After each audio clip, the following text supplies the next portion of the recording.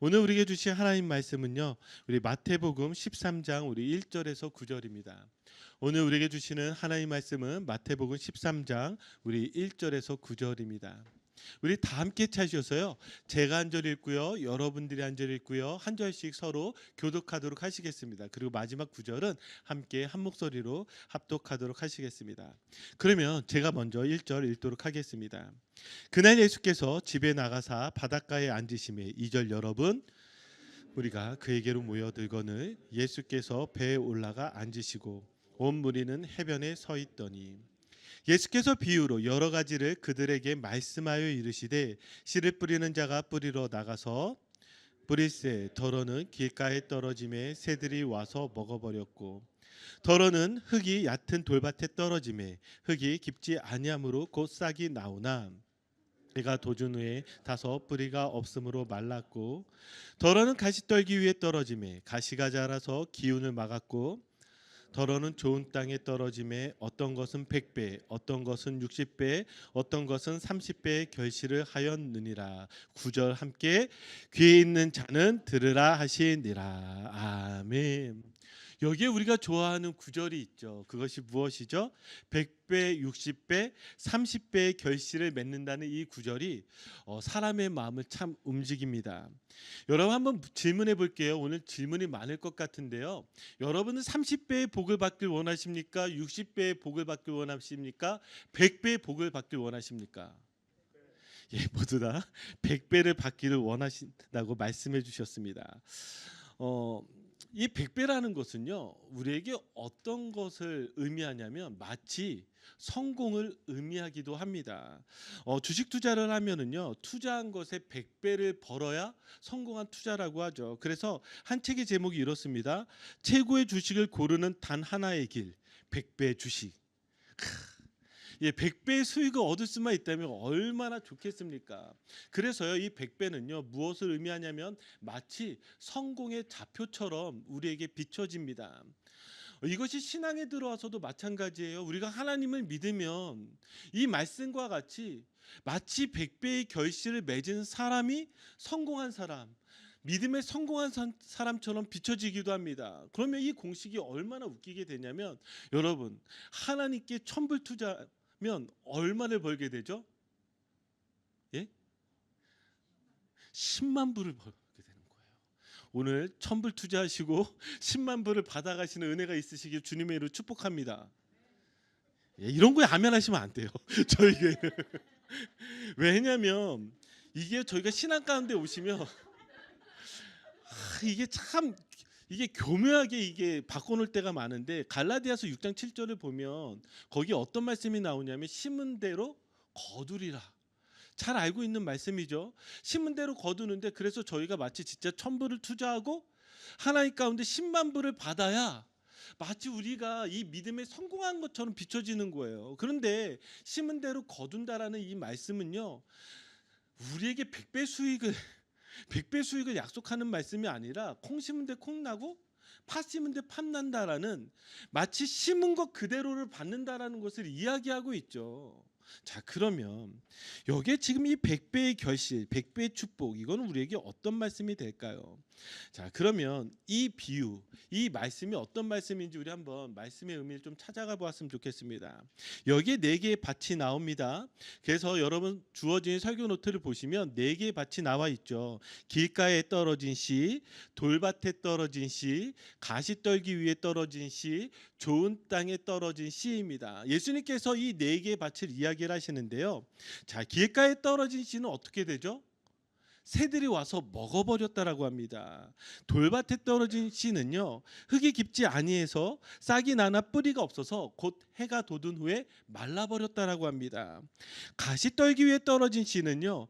가시가 자라서 그 기운을 막아버렸어요. 그러나 좋은 땅에 떨어지는 씨는요 100배, 60배, 30배의 결실을 맺는다라고 이렇게 말씀하셨어요. 자, 그러면서 무리에게 이 비유를 말씀하셨는데 후에 제자들에게 이 비유가 어떤 뜻이 있는지를 가르쳐 주셨는데 길가에 떨어진 씨는요 악한 자가 와서 그 마음에 뿌려진 것을 빼앗아 버렸다라고 하였습니다. 돌밭에 떨어진 씨는요 말씀을 기쁨으로 받되 뿌리가 없어서 잠시 견디다가 환란이나 박해가 일어날 때 넘어지는 자라고 이야기를 했어요.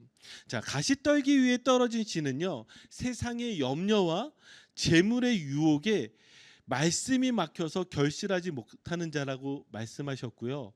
좋은 땅에 떨어진 씨는요, 말씀을 깨달은 자라고 말씀하셨습니다.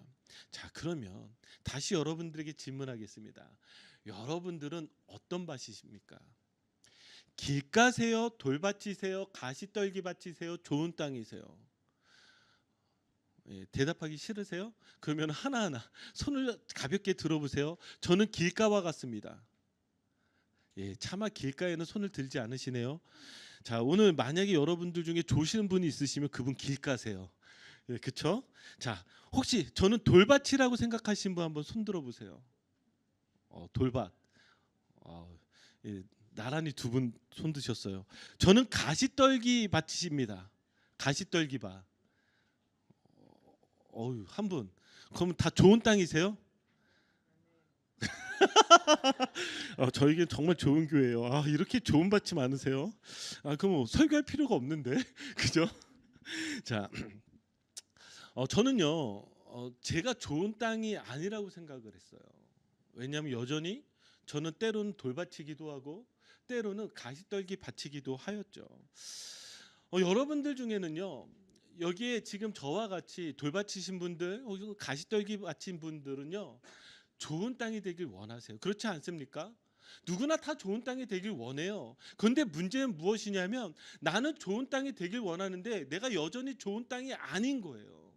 나는 여전히 이 100배의 이 믿음의 결실을 맺길 원하는데 그렇게 여전히 맺지 못한다라는 것이죠. 여러분 신앙생활 몇 년 하셨어요? 1년, 2년, 10년, 30년, 50년. 그렇게 신앙생활을 하셨는데 여러분들이 100배의 결실을 맺으셨습니까? 100배의 결실을 맺어야 내가 좋은 땅이라고 이야기를 하고 있는데 여러분 어떠세요? 저는 이 말씀을 읽을 때 가장 저에게 힘들었던 부분 무엇이냐면 여전히 100배의 결실이 내게 맺어지고 있지 않다라는 거예요. 나는 여전히 돌밭이고 나는 여전히 가시떨기 밭이고 좀 더 심해지면 무엇이에요? 길가와 같이 하나님을 떠나버릴 때도 있다라는 사실이죠. 자, 여러분 만약에 그렇다라고 한다면 이 말씀을 우리가 어떻게 이해해야 할까요? 이 말씀이 워낙 유명해서 우리 안에는 좀 오해를 가지고 있는 것 같습니다. 유대인들이 이 말씀을 이 비유를 들었을 때 참 이상한 비유예요.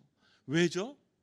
여기에는 두 가지의 이유가 있는데 첫 번째는 무엇이냐면 지금 이 씨가 길가에 떨어진 것이나 아니면 돌밭이나 가시밭이나 좋은 땅에 떨어진 것이 밭이 원해서일까요?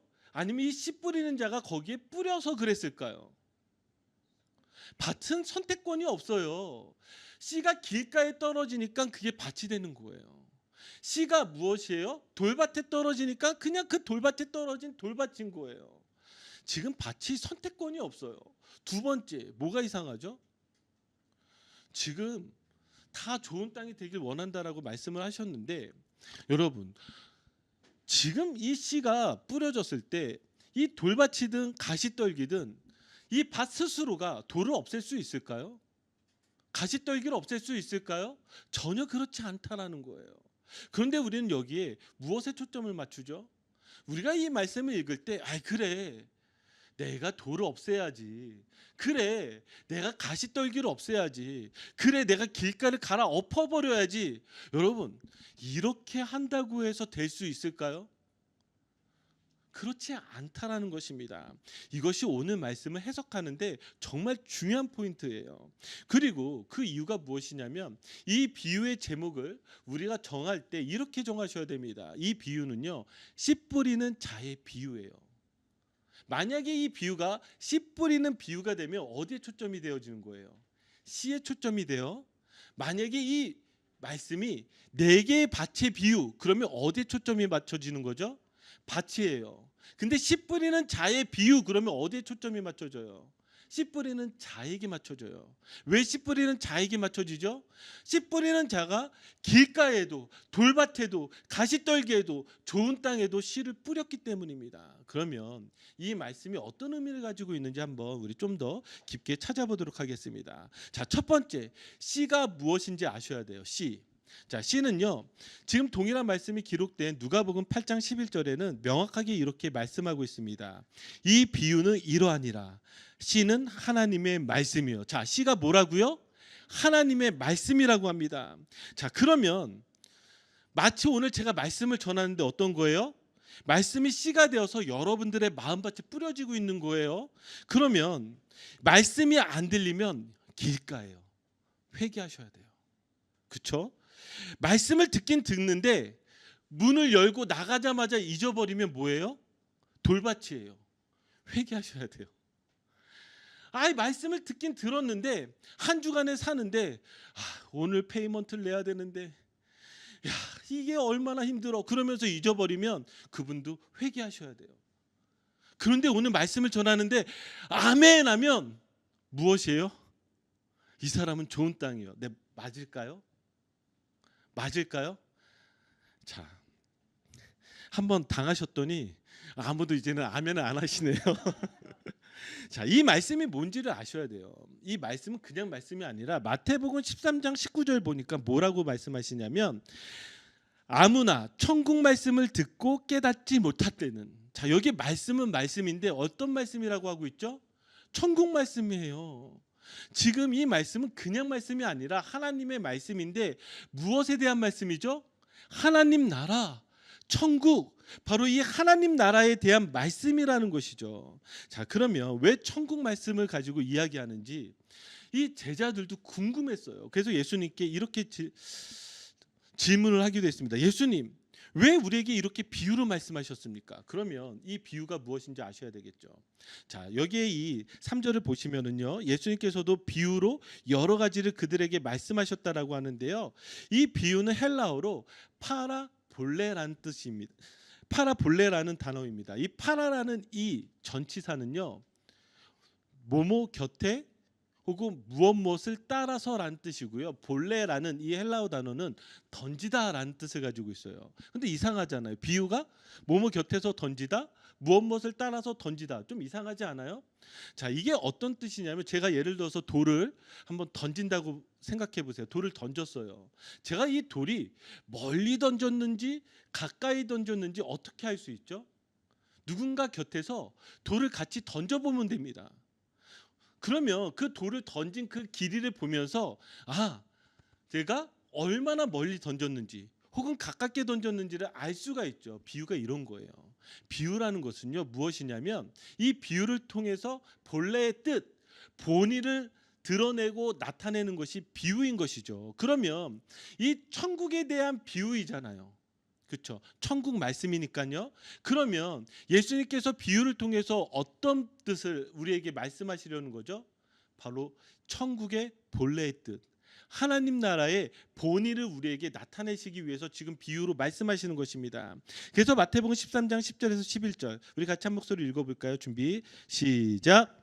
제자들이 예수께 나와 이르되 어찌하여 그들에게 비유로 말씀하시나이까? 대답하여 이르시되 천국의 비밀을 아는 것이 너희에게는 허락되었으나 그들에게는 아니 되었나니. 아멘. 여기 지금 비유로 말씀하시는 이유를 무엇이라 말씀하시냐면 천국의 비밀, 하나님 나라의 비밀을 말씀하시기 위해서 비유로 말씀하시는 거예요. 그런데 여기 뒷부분에 뭐라고 말씀하시냐면 이 천국의 비밀을 아는 것이 너희에게는 허락되었으나 그들에게는 아니 되었다라고 해요. 지금 이 너희는 누구죠? 제자들입니다. 그러면 그들은 누구죠? 예수님 앞에 나왔던 수많은 무리들이에요. 왜 제자들에게는 허락되었으나 그 무리들에게는 허락되지 않았을까요? 자, 그러면서 예수님께서 이렇게 말씀하신 거예요. 9절이요. 같이 읽겠습니다. 시작. 귀 있는 자는 들으라 하시니라. 아멘. 지금 예수님께서 뭐라고 마지막에 그 모든 무리를 향해서 말씀하셨냐면 귀 있는 자는 들으라 이렇게 말씀하셨어요. 자, 여러분, 이 말의 뜻이 무엇이에요? 귀가 있는지 귀가 없는지를 지금 물어보시는 게 아니죠. 소리가 지금 들리는지 안 들리는지 지금 이거 물어보시는 거 아니시죠? 무엇이죠? 이 말씀을 듣고 깨닫는지에 대해서 지금 초점이 맞춰져 있다라는 것입니다. 지금 예수님께서는요, 이 비밀을 말씀하시는데 지금 이 귀 있는 자는 들으라라고 하시면서 이 비밀을 깨달을 수 있는 자는 들으라고 말씀하세요. 자, 그러면 이게 무엇인지, 그 이유가 무엇인지 예수님은 마태복음 13장 14절 15절에 다시금 이사야서 6장의 말씀을 가지고 이렇게 말씀하십니다. 우리 같이 한번 읽어보겠습니다. 이사야의 예언이 그들에게 이루어졌으니 일렀으되 너희가 듣기는 들어도 깨닫지 못할 것이요 보기는 보아도 알지 못하리라. 이 백성들의 마음이 완악하여져서 그 귀는 듣기에 둔하고 눈은 감았으니 이는 눈으로 보고 귀로 듣고 마음으로 깨달아 돌이켜 내게 고침을 받을까 두려워함이라 하였느니라. 아멘. 자, 이 말씀이 어디에 나와 있는 말씀이죠? 이사야 6장에 나와 있는 말씀입니다. 이미 예수님께서 마태복음 12장에서도 이 말씀을 가지고 말씀하셨어요. 그 이유는 무엇이라고 제가 말씀드렸죠? 이스라엘의 영적 상태가 이와 똑같은 거예요. 마음이 완악하여져서요, 눈으로 보아도 보지 못하고 귀로 들어도 듣지 못해요. 하나님께서 지금 기적을 보여주셔도, 하나님께서 말씀을 하셔도 그것을 깨닫지 못하게 되는 그런 어두운 영적 상태라고 제가 말씀을 드렸습니다. 자, 그런데 지금 예수님께서 바로 이런 이들에게 너희들이 이사야 6장에 나와 있는 이런 영적 상태다라고 말씀을 하시면서 16절 17절에 이렇게 말씀하시는 거예요. 자, 우리 같이 읽겠습니다. 시작. 그러나 너희 눈은 봄으로 너희 귀는 들음으로 복이 있도다. 내가 진실로 너희에게 이르노니 많은 선지자와 의인이 너희가 보는 것들을 보고자 하여도 보지 못하였고 너희가 듣는 것들을 듣고자 하여도 듣지 못하였느니라. 아멘. 자, 여기 지금 뭐라고요? 그러나 너희 눈은 봄으로 너희 귀는 들음으로 복이 있도다, 이렇게 말씀하고 계세요. 지금 듣지 못하는 이 땅 가운데서, 보지 못하는 이 땅 가운데서 듣고 보는 너희가 복이 있도다라고 이야기를 해요. 그러면 이들이 누려지는 이 복이 무엇이죠? 자, 우리 지난주 말씀을 다시 기억해 볼 필요가 있어요. 지난주에 예수님께서 귀신에 들려서 말을 하지 못하고 앞을 보지 못하는 자를 고쳐주셨잖아요. 어떻게요? 귀신을 쫓아내시면서. 자, 그러면서 바리새인들과 논쟁이 붙었단 말이에요. 자, 바리새인들이 뭐라고 이야기했어요? 바알세불의 힘을 입어서 이렇게 귀신을 쫓아낸 거다라고 이야기를 하니 예수님께서 뭐라고 말씀하셨죠? 하나님의 성령을 힘입어 쫓아내는 것이면, 자, 여기 그 다음이 중요해요. 무엇이 너희에게 임하였느니라? 하나님 나라가 너희에게 이미 임하였느니라. 여러분 기억하시죠? 자, 하나님의 성령이 임하게 되면 우리에게 무엇이 임하여지게 되는 거예요? 하나님 나라가 임하여지게 되는 거예요. 자, 그때 제가 하나님의 이 성령을 힘입어를 다시금 해석하면서 하나님의 성령을 우리가 힘입는 거, 하나님의 성령이 우리에게 오시면 어떤 일들이 일어난다 그랬어요? 예수 그리스도를 보게 되는 거예요. 예수 그리스도를 믿게 되는 거예요. 예수 그리스도의 말씀이 들리게 되는 거예요. 그러면 예수 그리스도를 보게 되고 예수 그리스도의 말씀이 들리게 된 사람들에게 생기는 일이 무엇이라고요? 하나님 나라가 임하였다라고요. 여기에 지금 하나님 나라가 임하여진 사람들에게 드러나고 나타나는 일이 무엇이냐면 뭐예요? 귀가 들리게 되고 눈이 보이게 되는 거예요. 여러분 믿으십니까? 아무나 지금 하나님의 말씀이 귀에 들리고 그 말씀이 깨달아지지 않아요. 아무나 지금 하나님이 하시는 일들이 보이고 그 일들을 믿게 되는 것이 아니에요. 어떤 사람만, 성령님이 임재한 사람만, 예수 그리스도를 믿는 사람만, 하나님 나라가 임한 사람들만 그런 일들이 일어난다라는 사실이죠. 자, 그러면 여기 이제 중요한 질문을 제가 다시 한번 해볼게요. 지금 여기에 이 복이 있도다라고 칭찬을 받은 제자들, 자, 그럼 이 제자들은요 어떤 밭이죠? 길가일까요? 돌밭일까요? 아니면 가시떨기 밭일까요? 좋은 땅일까요? 여러분 한번 생각해 보세요. 이 제자들은 지금 어떤 밭이죠? 모든 밭에 해당되죠. 모든 밭에. 지금 예수님은 밭에 대해서 이야기하는 게 아니라 씨에 대해서 이야기해요. 그 씨를 가진 사람들, 너가 지금 씨가 있느냐 없느냐를 가지고 이야기하는 거예요. 그러니까 제자들도요, 때로는 길가가 되기도 하고요, 제자들도요 때로는 돌밭이 되기도 하고요, 제자들도 때로는 가시떨기밭이 되기도 하는 거예요. 그리고 때로는 좋은 땅이 되기도 하는 것이죠.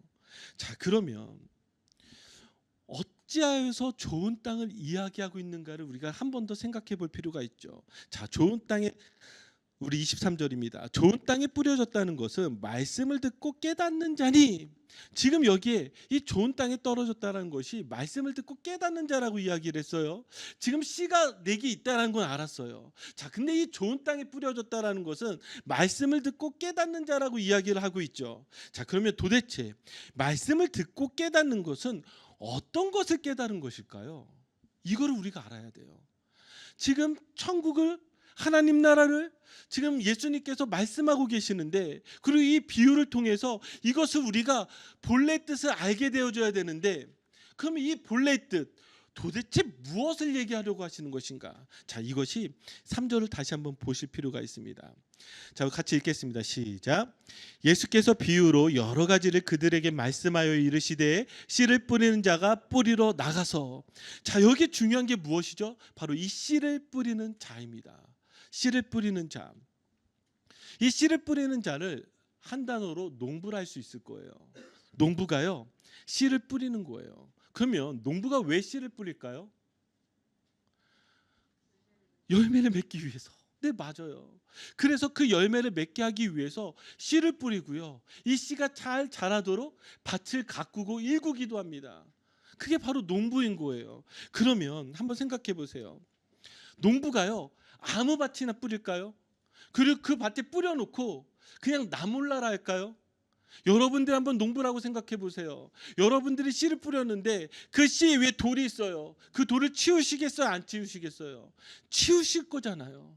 아니, 씨를 뿌렸는데 그 위에 가시떨기가 있어요. 그럼 가시떨기를 치우실 거예요? 안 치우실 거예요? 치우실 거잖아요. 그러면 여기에 다시 우리는 이런 질문을 던져야 됩니다. 이 씨 뿌리는 자는 누구를 가리킬까요? 이 농부는 누구를 가리킬까요? 바로 우리 하나님이세요. 그래서 요한복음 15장 1절을 보면 뭐라고 하나님을 표현하고 있냐면, 나는 참포도나무요, 내 아버지는 누구시라? 농부라. 여기 이 씨 뿌리는 자는 누구냐면 바로 하나님, 우리 농부는 하나님이신 걸 나타내는 거예요.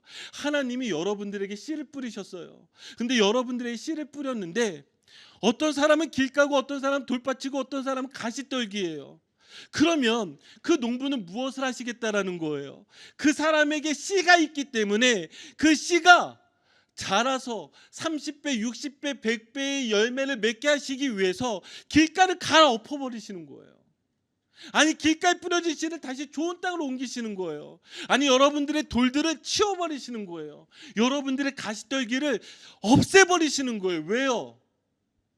여러분들에게 있는 그 씨 때문에, 그 씨에게 열매를 맺게 하시기 위해서 그렇게 하신다라는 것이죠. 저는 이 하나님은 농부시다, 이 표현이 너무나 좋은데요. 그 이유가 무엇이냐면, 한번 창세기 3장 18절을 보세요. 우리 같이 읽어볼까요? 시작. 땅이 내게 가시덤불과 엉겅퀴를 낼 것이라 내가 먹을 것은 밭의 채소인즉. 자, 이 말씀이 어떤 말씀이냐면, 아담과 하와가 범죄한 이후에 하나님께서 아담에게 말씀하셨어요. 죄로 인해서 땅이 저주를 받게 되었죠. 그래서 어떻게 되어지죠? 수고를 하여야만 땅에서 소산을 얻을 수 있다라는 거예요. 그러면서 18절에 나와 있는 이 표현이요, 땅이 내게 가시덤불과 엉겅퀴를 낼 것이라. 아니, 지금 성경은요 이미 우리에게 말씀하고 있어요. 여러분들의 인생이 왜 좋은 땅이 될 수 없는 줄 아세요? 죄로 인해서 여러분들의 인생에 이미 가시덤불과 엉겅퀴로 여러분들이 엉켜 있는 거예요. 그러니까 우리의 인생은 무엇이에요? 이거를 없애기 위해서 땀을 흘리고 수고를 해야지만 겨우 소산을 얻어서 먹고 살 수 있는 것이 바로 우리의 인생이에요. 이게 인생이라고 표현하고 있는 거예요. 그런데 자, 보세요. 하나님이 아담에게 그렇게 말씀하셨지만 하나님이 친히 농부가 되셔서 무엇을 하시는 거죠? 밭을 가시는 거예요. 그럼 밭을 가신다라는 것은 무엇을 의미하고 있는 거예요? 우리의 인생 가운데 있는 지금 이 가시덤불과 엉겅퀴를 없애시겠다라는 거예요. 하나님이 친히 무엇이 되셔서 농부가 되셔서 여기에 이 밭을 간다라는 이 단어가 히브리어로 오베드라는 단어입니다. 이 오베드라는 단어는요, 섬기다, 밭을 갈다 이런 의미가 있는데 또 어떤 의미가 있는 줄 아십니까? 종이라는 의미가 있어요. 노예라는 의미가 있어요. 그러면 이것이 왜 중요하냐면 이 단어 안에 어떤 놀라운 구원의 은혜가 숨겨져 있냐면, 자, 하나님이 농부가 되셔서 우리의 인생에 있는 우리를 그냥 내버려 두는 것이 아니라 우리의 인생에 있는 가시덤불과 엉겅퀴를 없애시기 위해서 밭을 가시는 오베드를 하시는데, 또한 우리를 구원하시기 위해서 무엇으로 오셨죠?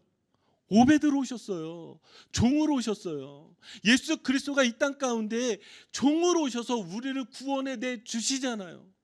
즉 여기에 이 네 개의 밭을 우리에게 말씀하시면서 가장 중요한 것이 무엇이냐면, 하나님이 우리에게 씨를 뿌리셨기 때문에 우리 안에 씨가 있는 사람은 하나님이 반드시 좋은 땅으로 바꾸어 주시겠다라고 약속하시는 것이 바로 오늘 우리에게 주시는 이 비유의 말씀입니다. 이것이 얼마나 우리에게 소망이 돼요. 여러분들이 신앙생활 오래 했음에도 불구하고 여전히 길가나 돌밭이나 가시떨기처럼 힘들게 살아가는 인생 속에서 여러분, 우리에게 유일한 소망이 되는 건 무엇이냐면 우리에게 씨가 있느냐 없느냐라는 거예요. 즉 우리 안에 복음이 있느냐 없느냐라는 거예요. 예수 그리스도를 믿느냐 안 믿느냐라는 거예요. 여러분들 예수 그리스도를 믿을 때, 여러분들이 복음이 있을 때, 여러분들의 이 말씀이 새겨져 있을 때 여러분 소망을 가지십시오. 하나님은 농부가 되셔서 반드시 여러분들의 인생의 이 가시덤불과 돌들을 다 없애주시고 그 밭을 갈아엎으셔서 여러분들의 인생의 100배, 60배, 30배의 결실을 맺게 하여 주실 줄 믿습니다. 아멘. 바로 이것이 가장 중요한 것이죠. 자, 그러면서 이 깨닫다라는 것을 다시 누가복음 8장 15절은 이렇게 하고 있습니다. 같이 한 목소리로 읽겠습니다. 시작. 좋은 땅에 있다는 것은 착하고 좋은 마음으로 말씀을 듣고 지키어 인내로 결실하는 자니라. 아멘. 여기에 지금 아주 중요한 표현이 나오는데 그것이 무엇이냐면 인내로 결실하는 자입니다. 인내는요, 헬라어로 히포오네라는 단어입니다. 오랫동안 참고 견디는 것이죠. 잠깐 인내하고 잠깐 참는 것을 의미하지 않습니다. 믿음은요, 잠깐이 아닙니다.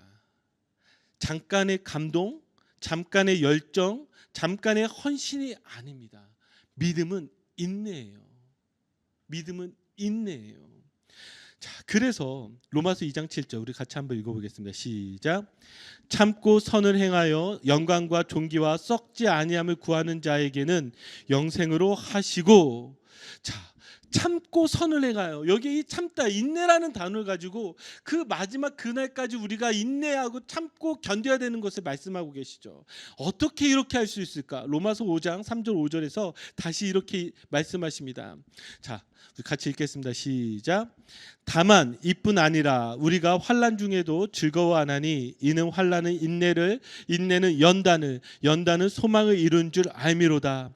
소망이 우리를 부끄럽게 하지 아니함은 우리에게 주신 성령으로 말미암아 하나님의 사랑이 우리 마음에 부은 바 됨이니. 아멘.